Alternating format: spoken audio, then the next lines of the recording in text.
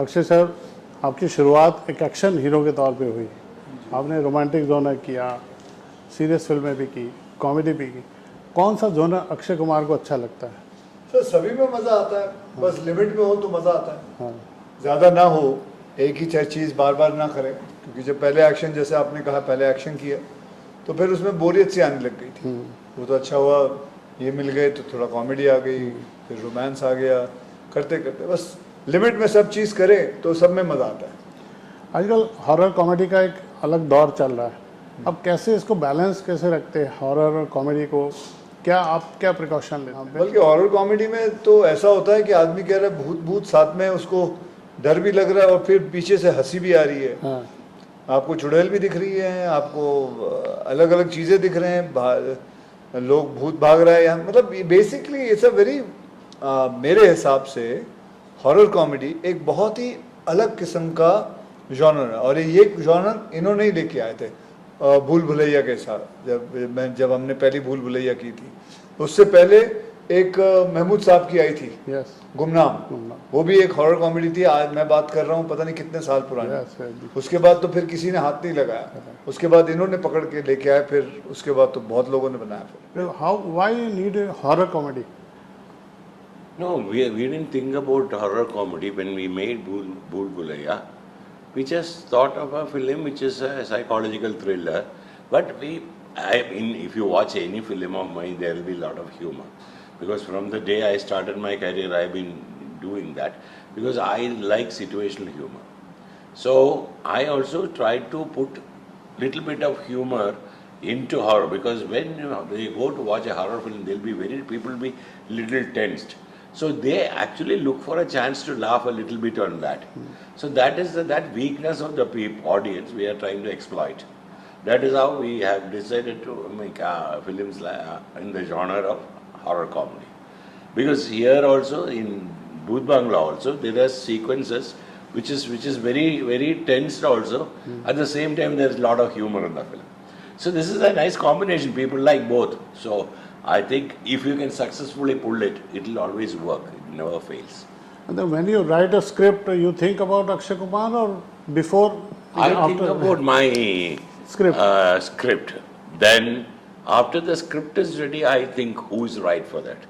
So fortunately, most of the time, I found that okay, whenever I think of humor, especially, my first preference definitely is Akshay, and it's more than everything. It's my comfort level of working with him. That's all.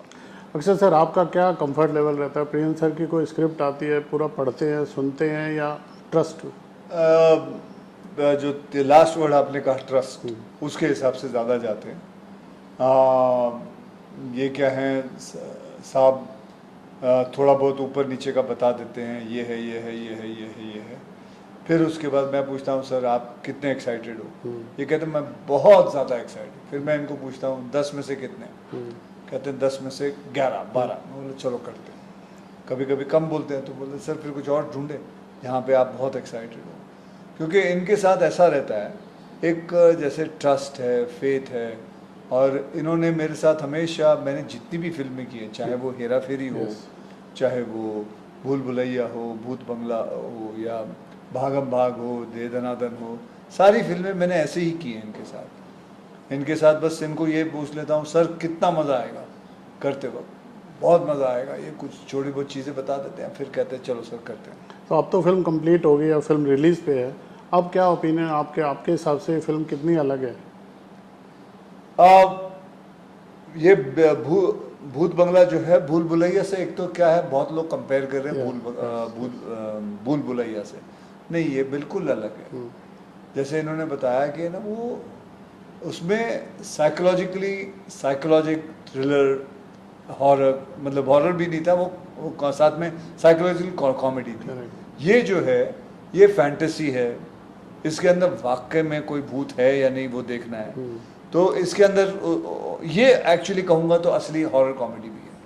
कोई shooting के दौरान ऐसा कोई पल याद है जो याद रह गया कि हाँ कुछ ऐसा हादसा, कोई डर लगा हो, या कोई सीन ऐसा? देखिए सर, सबसे बड़ा हादसा तो हमें जब असरानी जी हमें छोड़ के चले गए, वो तो सबसे बड़ा हादसा था।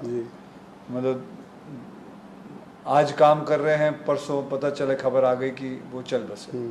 वो सबसे बड़ा हादसा था। तो हम we both are very lucky कि हमने इनकी लास्ट 2 फिल्में जो हैं जो की थी, इन्होंने हमारे साथ ही की थी। सर यू कंप्लीट असरानीज वर्क और लिटिल पूरा पूरा A हो to गया। Z सारा काम। और वो लास्ट डे था शूटिंग का।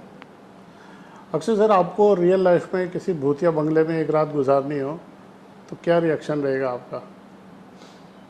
भूतिया बंगले में डिपेंड करता है कि क्या उसके बदले में क्या मिल रहा है।